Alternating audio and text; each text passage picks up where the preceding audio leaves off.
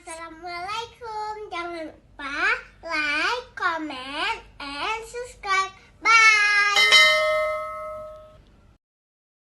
Dari Dr. Mulia nanti dari Pak Haji Khairul Ahmad kepada Dr. Mulia Rahman ya sebagai kali juga ini alhamdulillah apa untuk ngobrol dari sana kepada Ustaz Dr. Mulia Rahman kami caleg di BDI.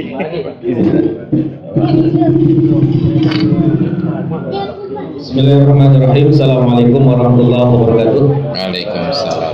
Alhamdulillah nahmaduhu wa nasta'inuhu wa nastaghfiruh wa na'udzu billahi min syururi anfusina wa min sayyiati a'malina may yahdihillahu fala mudilla lahu wa may yudlilhu fala hadiya lahu. Asyhadu an la ilaha illallah wahdahu la syarika lahu wa asyhadu anna Muhammadan abduhu wa rasuluh. Allahumma shalli ala sayyidina Muhammad wa ala alihi wa sahbihi ajmain. Amma ba'd. Yang sama-sama kita hormati Ustaz kita, Dr. Masul Aidi, kemudian juga ada Azwar Abu Bakar, mantan Gubernur dan juga Menteri PAN RB, kemudian juga Ustaz kita, Ustaz Arafah, terima kasih telah mengundang kami juga untuk kita bisa diskusi banyak lebar yang berimbang. Seharusnya saya pikir tadi langsung Ustaz Khairul Ahmad dulu yang bicara karena beliau senior, apapun cerita kita ini kan pengkritik. Makna pengkritik karena kita ormas, di situ dibuat sebagai ormas. Tapi kalau Ustaz Khairul Ahmad pernah menjabat, jadi seharusnya yang pernah menjabat dulu ya kan. Nah, terakhir baru kita kritik lipas. Nah, terima kasih juga kepada Ustaz Khairul Ahmad juga yang alhamdulillah kami hari ini sama-sama sedang berikhtiar berjuang bersama. Karena saya pikir saya dengan Ustaz Khairul Ahmad sama kami ini berpacu dalam melodi. Teman-teman sekalian yang kami hormati, guru-guru kami sekalian, saya bingung ingin memulai dari mana karena yang disampaikan oleh Ustaz Masul Aidi dari awal tadi hingga tadi dari masjid hingga di tempat yang mulia ini juga itu sudah panjang lebar beliau sampaikan tentang kegelisahan, kecemasan, realita yang terjadi dan juga beliau tuangkan di dalam Instagram. Jadi kalau mau ngikuti beliau lihat Instagram. Nah, jadi pelaksanaan di Instagram beliau, ya kan? Karena saya ikuti itu. Kritikan-kritikan yang beliau sampaikan itu adalah sesuatu yang hari ini dianggap tidak penting oleh orang-orang penting. Yang seharusnya ketika kita ingin berbicara penerapan syariat Islam, hal-hal yang kecil-kecilnya itu yang mungkin tidak dianggap penting, ini yang harus kita terapkan, kita mulai. Nah, kecemasan wali kota Cekueng tersebut itu akan mudah terjawab karena itu juga adalah kecemasan kita melalui dengan hadirnya pemimpin. Pemimpin yang mana? Pemimpin yang memang memahami tentang pemahaman, penerapan dan pelaksanaan syariat Islam itu sendiri. Makanya menarik ketika Ustaz Masrum menyampaikan dalam kajian kita tadi bahwa sebenarnya bukan soal mampu baca Al-Quran, tapi mampu memahami dan menginternalisasikan Al-Quran. Otomatis orang yang mampu baca Al-Quran dia akan mampu ke situ juga. Nah, tapi ketika dia tidak mampu menginternalisasikan, tidak mampu memahami tentang isi kandungan Al-Quran, maka itu tidak akan terjadi. Nah, kita hanya akan terkotak pada pembahasan ya di atas meja saja, implementasinya tidak ada. Dan inilah yang terjadi hari ini. Secara regulasi di Aceh itu sudah luar biasa. Oleh para pendahulu kita membuat aturan A, B, C segala macam, tapi pelaksanaannya tidak ada.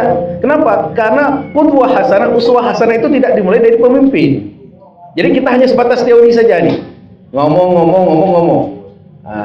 Nah, sekarang implementasi keresahan kita bersama itu harus kita jawab. Tidak ada lain, jawabannya adalah perbaiki kepemimpinan. Juga dikuatkan oleh ayahanda kita, perbaiki birokrasi. Nah, kalau birokrasinya juga bagus, itu akan bagus. Nah, bagaimana birokrasi ini akan baik ketika pemimpinnya yang kita pilih baik? Nah, ini menjadi catatan kita bersama. Dan juga kepemimpinan itu juga tidak hanya pada posisi pejabat tertinggi. Katakanlah kalau misalnya di wilayah Aceh ada gubernur, ya kan, ada atau di atasnya ada wali nanggro. Bagaimana wali nanggro kita harus menjadi wali nanggro yang saleh, yang memberikan kemaslahatan, kesejukan kepada masyarakat Aceh. Bagaimana gubernur kita juga demikian. bagaimana wali kota, bupati kita hingga kecil pun demikian. Nah, ini pemilihan kecil bagaimana hari ini?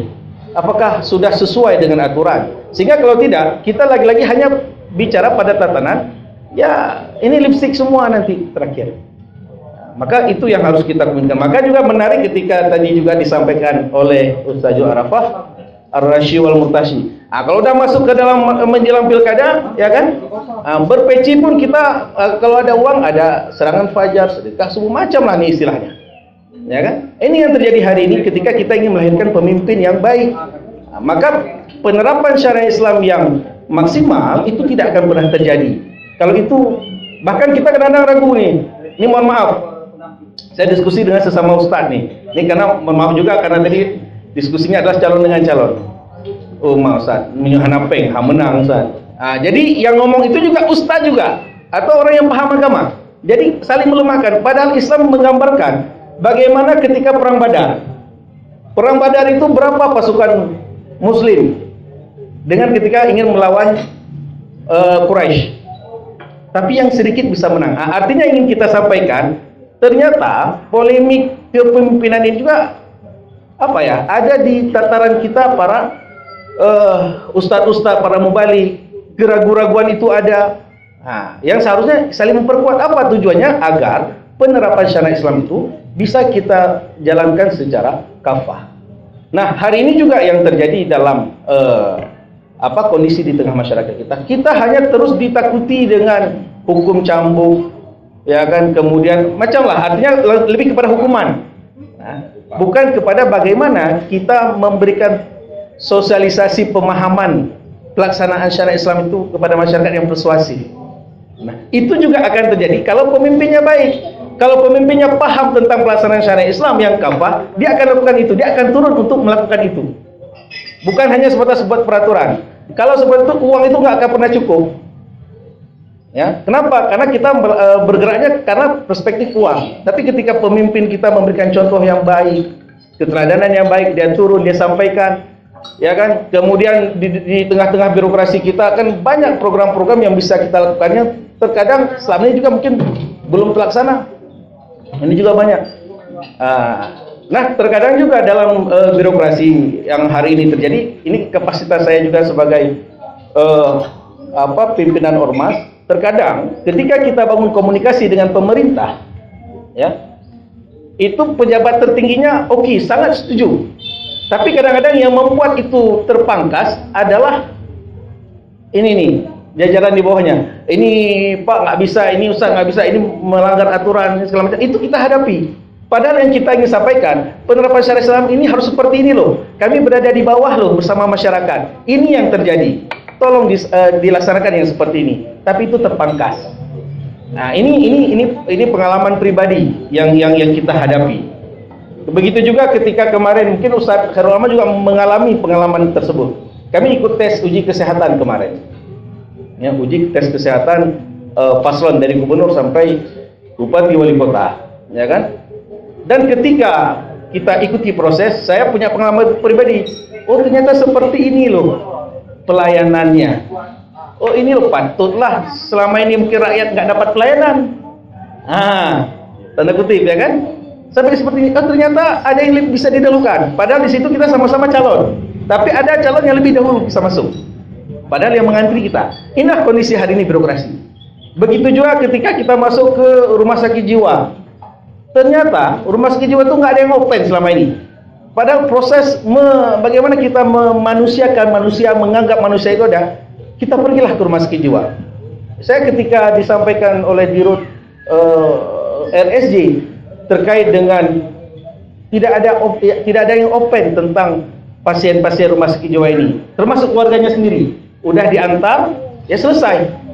Beda dengan rumah sakit umum. Kalau diantar, dijenguk, dikasih makanan, segala macam. Tapi rumah sakit jiwa, ini mohon maaf, mungkin kita sendiri belum pernah masuk seumur hidup rumah sakit jiwa. Tapi ketika kita masuk, terketuk hati kita, ya Allah ya Rabbi. Ternyata hari ini ada orang-orang yang termarginalkan. Bahkan mereka ketika sudah sembuh, dibawa pulang ke tengah-tengah masyarakat, itu menjadi bahan ejekan. Sehingga dia tidak tahu harus berbuat apa. Pernah nggak kita masuk ke ranah-ranah tersebut? Nah, jadi Itu yang terjadi. Termasuk panti jompo, orang-orang tua kita, ya, yang hari ini masuk ke panti jompo segala macam. Jadi penerapan syariat Islam yang kafah itu sebenarnya itu dia yang harus dilakukan oleh pemimpin.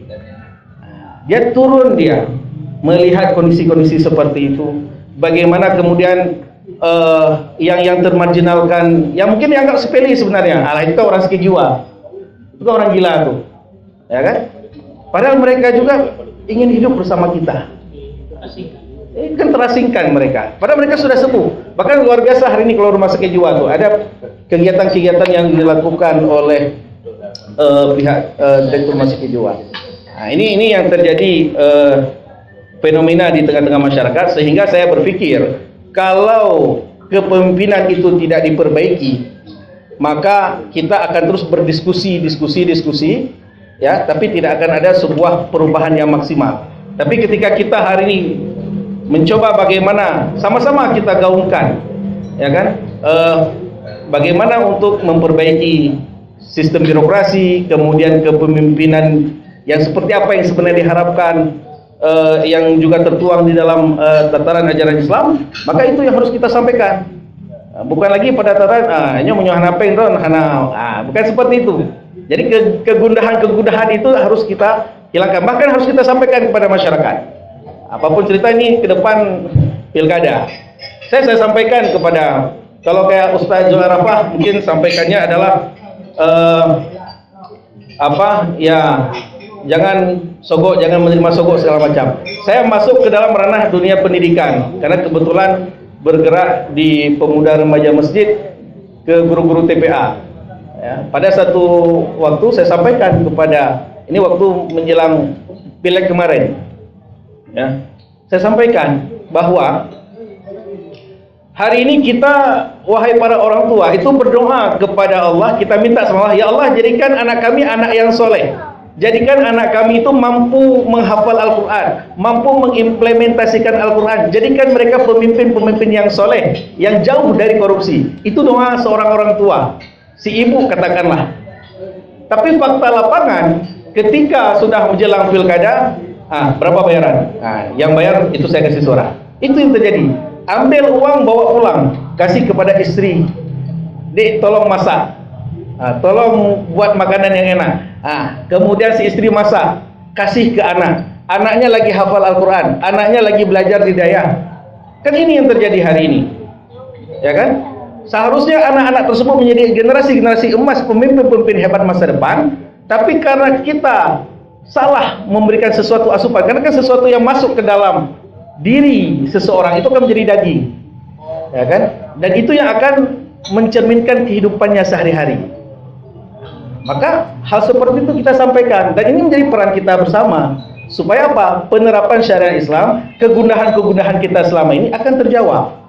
Jangan jadi kita bahagian dari orang-orang yang kita hanya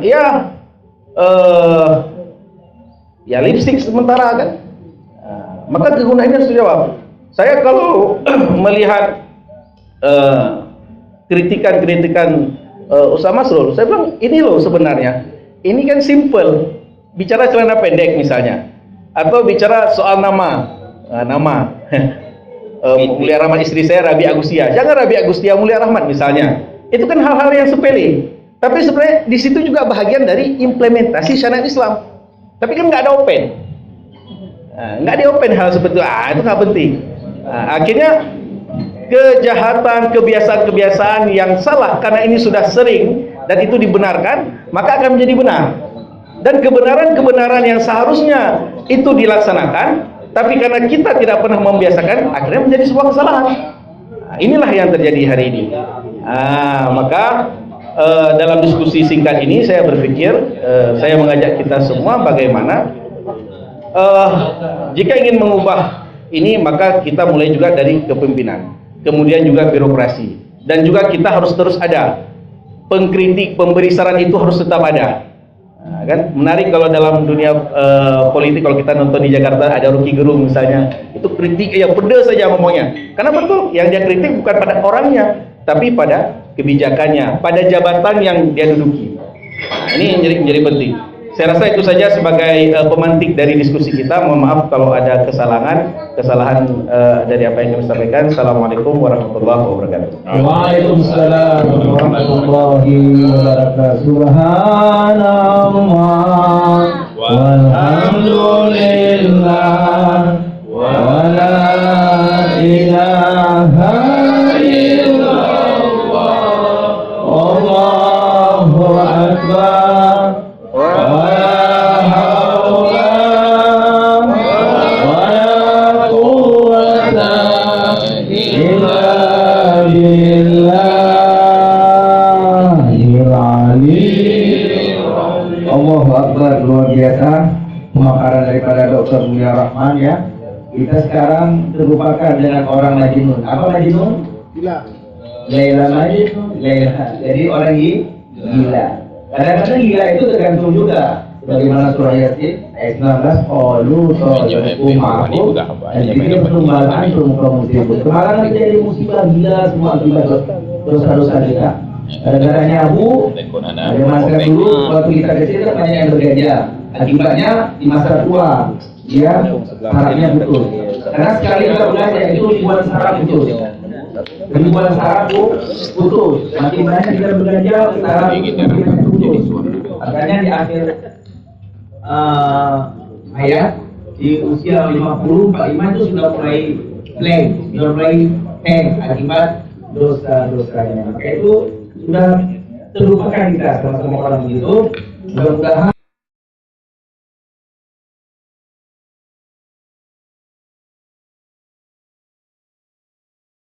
ngajak dia berpikir. Ada saraf-saraf itu bisa kembali lagi. Ternyata dengan zikir, saraf-saraf yang putus, apalagi ibu yang disesar, itu kan putus sarafnya, dipotong selalu. Ya, Dr. Mulia Rahman. Itu dengan zikir akan menyambung. Yusabbihu lahu ma fis samawati wal arwahu wal azizul. Bertasbih kepada Allah. Apa-apa yang ada di langit dan apa-apa yang ada di bumi, matahari, bulan bintang, jantung, ginjal, saraf, darah, semua berzikir pada Allah. Kalau kita bawa zikir, itu saraf yang putus tadi dioperasi, itu akan menyambung kembali dengan izin Allah. Karena saraf tubuh kita diciptakan oleh Allah Subhanahu wa taala. Mudah-mudahan insya Allah ya, yang dipaparkan oleh beliau mudah-mudahan bisa kita diskusikan bersama. Nanti setelah ini setelah pemaparan yang akan disampaikan oleh Haji Khairul Amal, mudah-mudahan insya Allah kita bisa sharing bersama ya. Nanti boleh bertanya, nanti semua boleh bertanya apa saja tentang penerapan syariat Islam di Aceh, apalagi ini dalam posisi PON.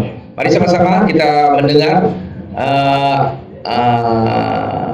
arahan dari Pak Haji Khairul Amal kepada Pak Haji Khairul Amal. Kami persilakan dengan segala hormat. Terima kasih Bapak Assalamualaikum warahmatullahi wabarakatuh. Saya hormati dan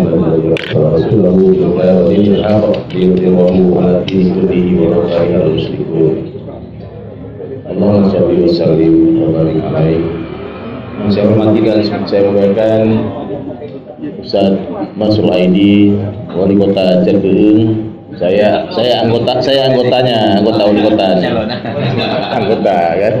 Kemudian Pak Azwar Abu Bakar, mantan gubernur kita, menteri kita, alhamdulillah masih bersama kita. Beliau sehat walafiat selalu, memberikan nasihat-nasihat dan pandangan-pandangan beliau kepada kita. Kemudian Dr. Mulia, keluarga PRI. Saya nggak ada jabatan, rakyat jelata. Saya guru Pak Ustaz Masrul Aidi Al-Bawa. Jadi terkait dengan bagaimana kita penerapan syariat Islam dan antara realita dan harapan kan. Saya ingin memulai dari ungkapan kutipan saya kepada salah satu tokoh internasional, Syekh Muhammad Abduh. Mungkin Ustaz Masrul sudah sangat familiar dengan beliau karena bukunya luar biasa. Beliau mengatakan, saya pergi ke negara barat, saya menemukan Islam di sana, tapi nggak ada orang Islamnya. Ketika saya kembali ke Arab, saya melihat orang Islam banyak mana-mana, tapi saya tidak menemukan Islam di sana. Itu kata Syekh Muhammad Abdi. Artinya Islam itu memang tergambar dari tampilan masyarakatnya, keteraturan seperti Ustaz Masrul Aidi sampaikan tadi. Akhlaknya yang paling pertama, orang nggak lihat nyuna semayang pahana, nyuna syahadat pahana, tapi yang dilihat adalah akhlaknya. Hari ini kita krisis, tapi mudah-mudahan kita coba dengan apa namanya, dengan optimisme kita membangun ini menjadi negara negeri Islam yang baldatun thayyibatun wa barakatuh. Amin. Kemudian yang kedua juga saya ingin mengutip dari Umar bin Khattab radhiyallahu anhu, Amirul Mukminin, dia mengatakan, tegakkan khalifah di dirimu, maka dia akan tegak di negerimu. Jadi dari dua hal ini saya mengambil sebuah ibrah bahwa menegakkan syariat Islam itu ibda binafsi, mulai dari diri kita, tidak mulai dari orang lain. Jadi kalau kita ingin menegakkan, jangan tunjuk orang kamu harus gitu, tapi kita lah. Jadi sebagai guru ya begitu, kita mencoba mendidik anak didik kita itu kan yang paling mudah, atau keluarga kita yang paling dekat, yang harus kemudian kita tanamkan bagaimana Islam ini tegak di keluarga kita. Apapun yang terjadi. Ya kadang-kadang kan misalnya contoh, anak kita udah bagus-bagus di sekolah, dididik, nyom meyona barisan panjang, berarti kamu harus antri di belakang. Terus tayo ya haji, mampu tidak kah hana maju-maju ni uno, antri ya. Mampu yang dikejak juga dia. Jadi yang merusak anak itu kita juga akhirnya. Kenapa? Kita nggak sabar ya. Nyom bubagah segera nggak peduli. Pokoknya lo harus cepatnya. Kamu kan tuh diadu, macam lah cerita. Jadi seperti itu. Jadi mudah-mudahan ke depan saya tetap optimis bahwa kita bisa melakukan, apabila semua kita kemudian berkolaborasi melaksanakannya dari diri kita sendiri. Ada tiga paling tidak tahapan, kalau nggak bisa kita ada tahapan, cara lah kita melakukan. Yang pertama adalah penyadaran. Jadi penyadaran terhadap Islam, kita harus sadar, harus paham, dan harus sadar. Sehingga kalau penyadaran itu kan paling efektif melalui pendidikan, sekolah, daya, makanya di UPA itu kenapa kita menginginkan sebenarnya pencetusnya itu atau pembuat undang-undang itu menginginkan sekolah dasar kita itu sudah tertanam akidah, ibadah, dan akhlak. Kita nggak buat lagi sekolah dasar, tapi madrasah dasar. Kenapa harus madrasah? Madrasah itu kemudian menginginkan kita untuk menanamkan nilai-nilai dasar yang harus dimiliki anak-anak kita itu di sekolah. Karena secara massal pendidikanlah tumpuan utama kita untuk membangun masyarakat ini. Penyadaran. Jadi harus sadar. Kalau nggak sadar, nggak paham, bagaimana mungkin? Yang kedua, pencegahan. Jadi sebelum terjadi dia harus cegah dulu. Misalnya bagaimana caranya supaya tidak ada orang khalwat di Lili? Tidak digunakan ini tempat-tempat yang indah-indah yang bagus-bagus digunakan untuk maksiat, dan seharusnya kembali. Harusnya kan tafakur alam harusnya gitu. Nah, kita malah harus lebih mensyukuri bahwa ini adalah anugerah Allah Ta'ala. Ya patroli, buat patroli, keliling, bawa mobil, buat himbauan sosialisasi, kan seperti itu upaya penyadaran dan pencegahan. Yang terakhir baru penegakan itu tangkap, hukum, itu kan penegakan. Dan cuma kenapa penegakan duluan? Tadi Pak Jawar sudah menyampaikan kenapa duluan penegakan, karena sudah rusaknya maka harus ada punishment, hukuman dulu untuk membuat orang sadar. Tapi kan nggak boleh terus seperti itu. Nah, kalau penyadaran itu yang punya leading sektor yang paling besar itu adalah personal kita. Maka ketika ada seperti jemaah Arafah, subuh keliling, Ustaz Masrul Aidi, penceramah, dai, semua itu kan melakukan penyadaran. Ada sekolah, orang buat sekolah, ada Ustaz Al-Masudi buat tahfiz Quran itu semua pada tataran penyadaran. Kalau orang sudah sadar, dia tidak akan mau melakukan kemaksiatan, apalagi pelanggaran. Jadi kita inginnya kan begitu, sadar tidak mau menerobos lampu merah, sadar tidak mau korupsi, sadar bahwa Allah ada sama kita. Itu ma'iyatullah. Allah ada di sekitar, di samping kita gitu. Waskat istilah pokoknya di pengawasan melekat.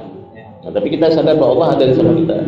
Kesadaran itu yang paling penting dari penegakan. Dan itu kita bisa lakukan semua dari hal kita yang paling kecil. Terakhir,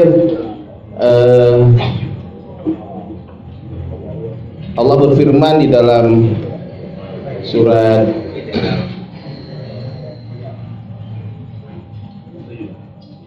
Al-A'raf ayat 96. Bismillahirrahmanirrahim. Walau anna ahlal qura amanu wattaqau lafatahna 'alaihim barakatim minas sama' wal ardi walakinna kadzabu wa akhadnahum bima kanu yaksibun. Jadi keberkahan negeri itu karena apa? Karena penduduknya yang beriman dan bertakwa. Kalau penduduknya beriman dan bertakwa, lahir pemimpin juga beriman dan bertakwa. Insyaallah seperti itu. Karena itu saya sebagai anggotanya Ustaz Masrul Aidi, sebagai rakyat jelata melihat bahwa penegakan syariat Islam ini bisa kita lakukan. Semua orang bisa lakukan dari dirinya sendiri. Insyaallah itu akan personal sudah baik, keluarganya sudah bagus, masyarakatnya sudah bagus, insyaallah negeri ini juga akan baik. Jadi jangan berputus asa, jangan melihat tidak ada harapan, tapi ini optimisme kita untuk kemudian membangun Islam tegak di negeri. Betul, warahmatullahi. Demikian saja, terima kasih Ustaz. Assalamualaikum warahmatullahi wabarakatuh. Allahu Akbar walillahil hamd. Beliau mengatakan ibda binafsi. Mulai dari diri kita sendiri, baru kita memperbaiki orang lain. Asli nafsaka yasulakan nas. Perbaikilah diri kita dulu, baru kita perbaiki orang lain. Karena kita adalah khalif.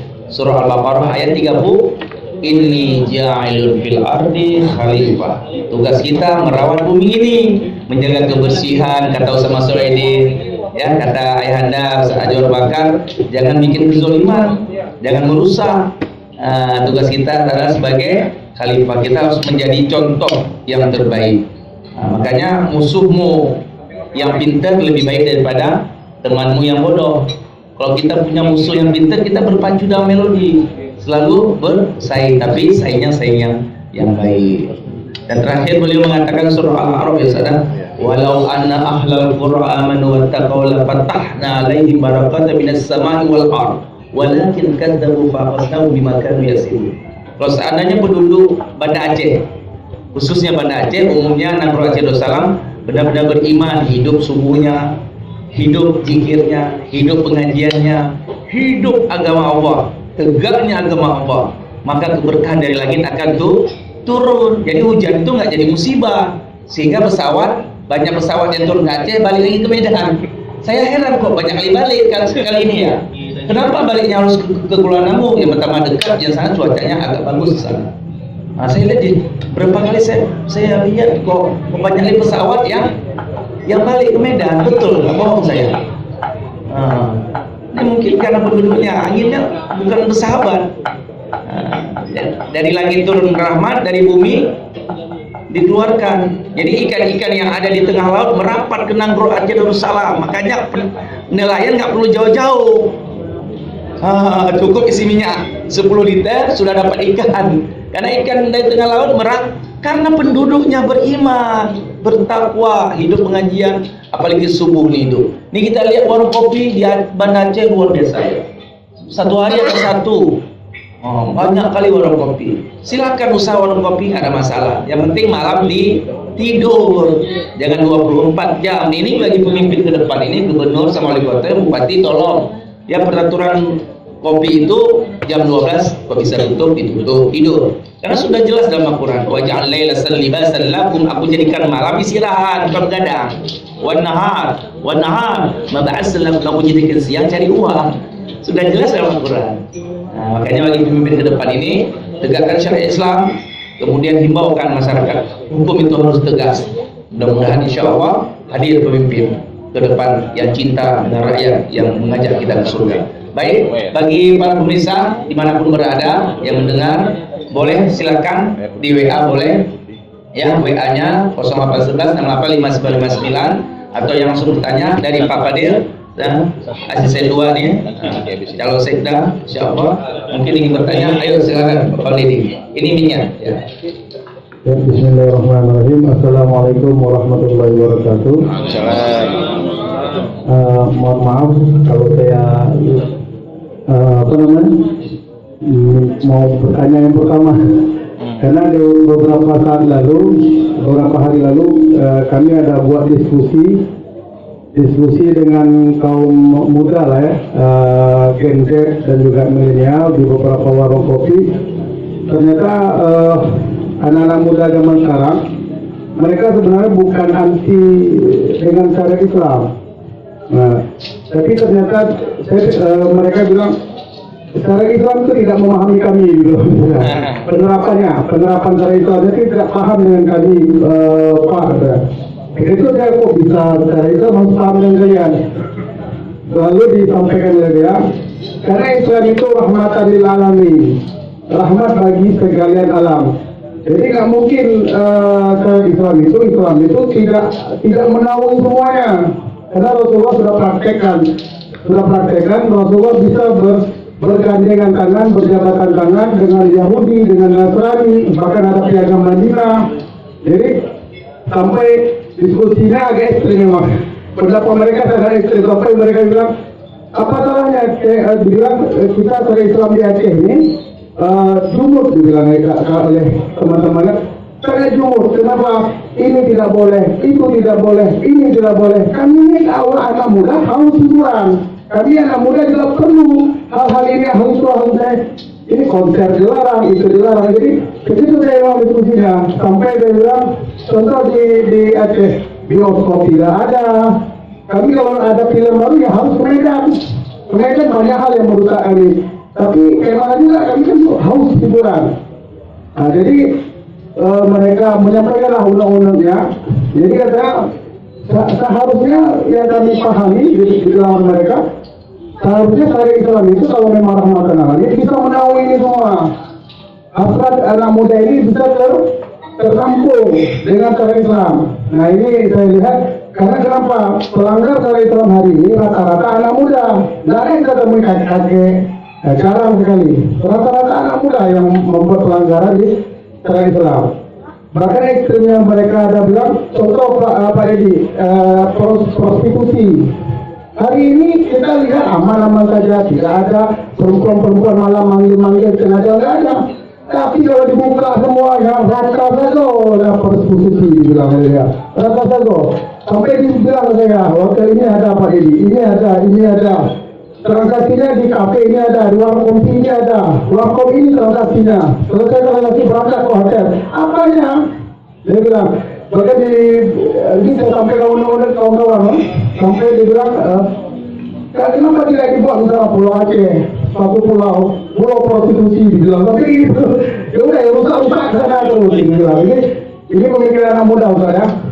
Jadi yang ingin saya sampaikan, mungkin yang ingin saya tanya. Saya juga agak risih juga setelah diskusi. Islam itu kan rahmatan lil alamin. Kenapa dia tidak? Bagaimana caranya supaya rahmatan lil alamin itu bisa menaungi semuanya ini?